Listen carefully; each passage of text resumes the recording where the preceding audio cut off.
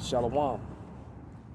Call halal, Yahweh Basham Shai, Bahasham Rakakadash.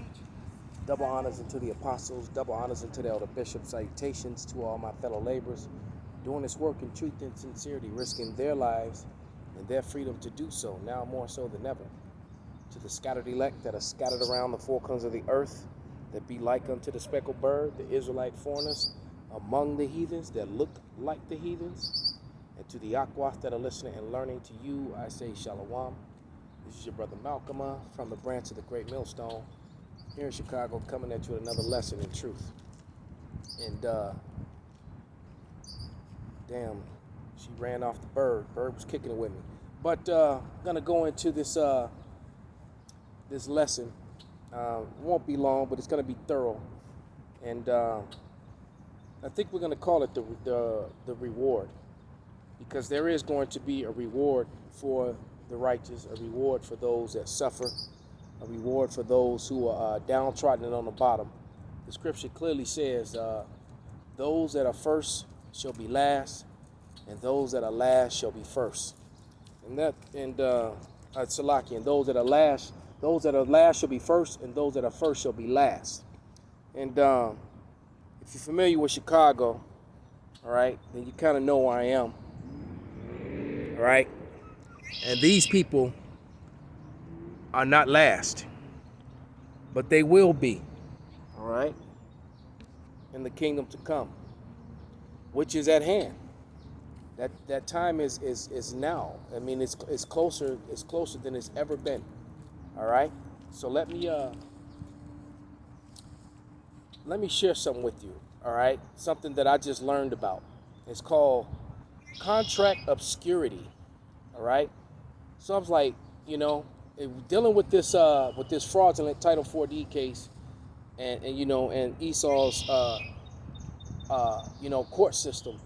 You begin to, if you're really paying attention, you begin to learn and see through his wickedness. And if you really let them talk, they tell on themselves. All right, and they operate in two modes, and that one being contract obscurity, and the other one is sovereign immunity. And those two things is one of the ways that Esau Edom gets over on people. All right, and then man, do they get over on them big time.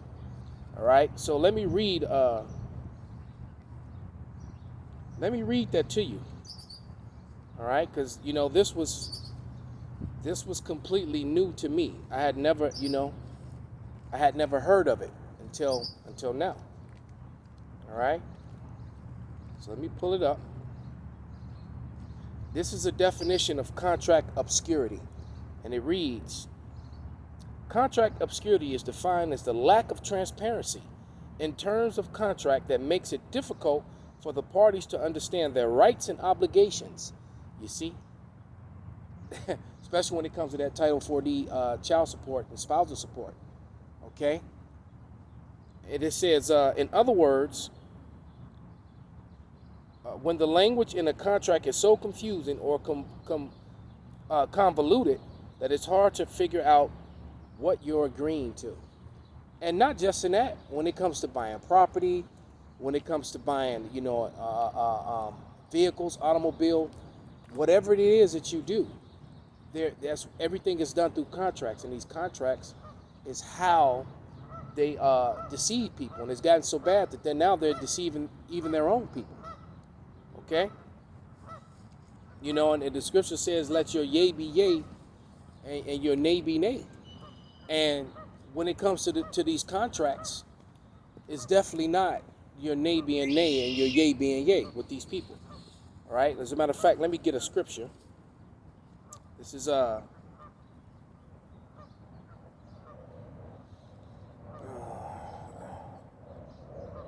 Isaiah 10:1. A milk scripture, but boy, is it a doozy. This is Isaiah 10:1, and it reads, I'm going to read 1 and 2, and it says, woe to them that decree unrighteous decrees and write grievousness which they prescribe. See, they prescribe grievousness in contracts. All right?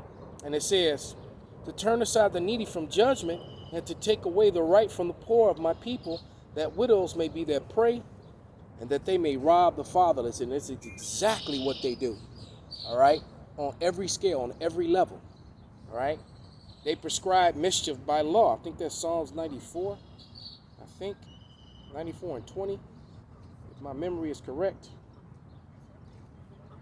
Yep, and I was right. This is Psalms 94 and 20, and it reads, "Shall the throne of iniquity have fellowship with thee, which frameth mischief by law?"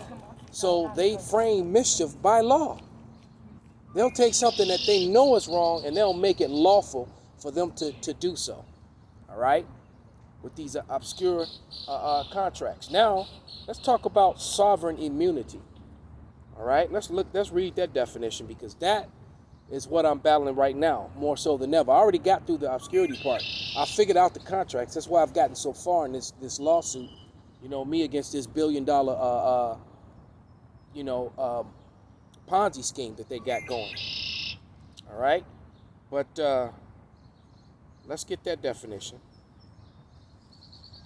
of sovereign immunity. And check this out. It says sovereign immunity or crown immunity. All right, because that's the thing with Title 4D. Anyone who's a victim of that, what you have to do is you have to get the case out of the state courts and get it into the federal courts, and you have to bring them under you have to challenge the constitutionality of the case and get it out of the state courts, which are maritime courts.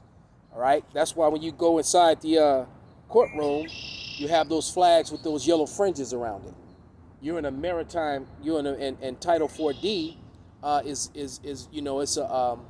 it's a worldwide thing out of The Hague with everyone that's involved in NATO. All right, and so what's happening is these contracts, these obscure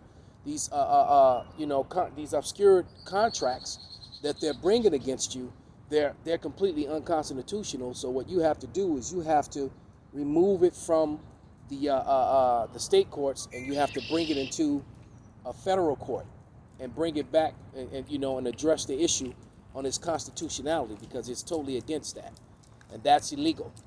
All right, and that's illegal to do that to an American citizen. So you have to, you got to battle Esau. You got to use his own stuff against him. All right, make him stand on his own stuff. All right, but let me read this. It says, sovereign immunity or crown immunity is the legal doctrine whereby a sovereign or state cannot commit a legal wrong and is immune from civil suit or criminal persecution, strictly speaking in modern text, its own courts. All right. A similar rule as regards foreign courts is named state immunity. So state immunity and sovereign immunity are very much the same. Well, where when they're caught doing wrong, they're immune from their own courts.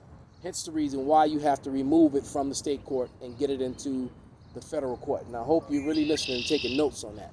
All right, anybody who decide they want to fight that wickedness and not just bend the knee to it, because you can. All right, I mean, what you got to lose? They're already taking everything from you. You might as well fight them. At least embarrass them and let them know that and make them look you in your eyes and admit that they're wrong and that they're wicked. But let's go to Isaiah 33 and 1.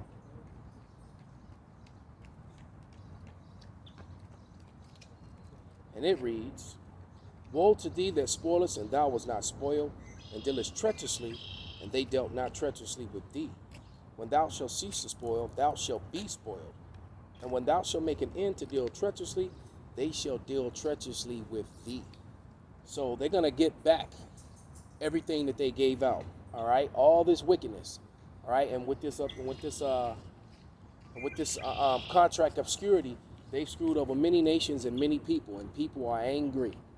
They're angry. All right. So and one day when the masses of, because most people aren't aware of this and don't know this, and when they wake up to this, you're gonna have a problem, man. Well, they're gonna have a problem. All right. But let me go to one last group of scriptures. I'm gonna go to Psalms, the 7th chapter, start about the 8th verse and read to the end and wrap it up. This is Psalms 8, 1. I'm sorry, Salakia. Psalms 7 and 8. All right. And it reads, Yahweh shall judge the people. Judge me, O Yahweh, according to my righteousness and according to my integrity that is in me.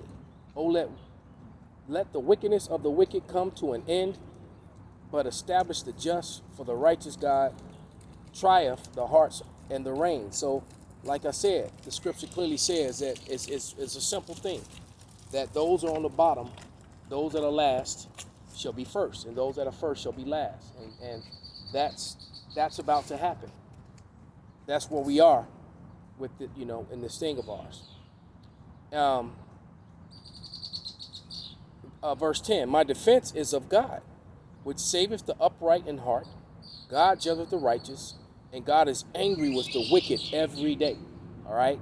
A couple just walk right past.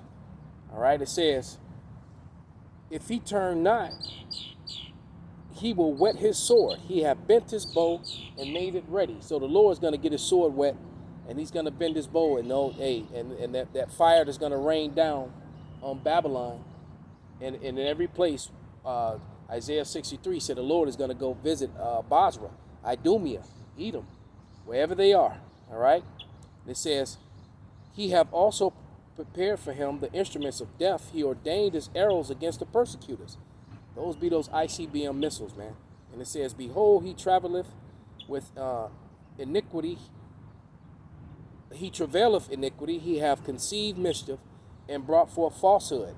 Like we was talking about, those that contract obscurity, all right, or those obscurity contracts. That's as wicked and wrong as wrong can be, all right. And then they hide behind the sovereign immunity, okay.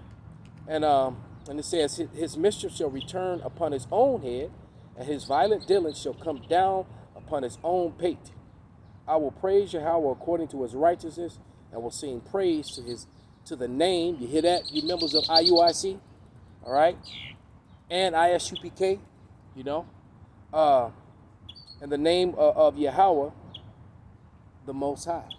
So with that, I'm going to give all praises, all honor, and glory unto Yahweh, Bahasham, Yahweh Shai, Bahasham, Bakakwadash, Wa Abba Kwam Yasharala, Shalom.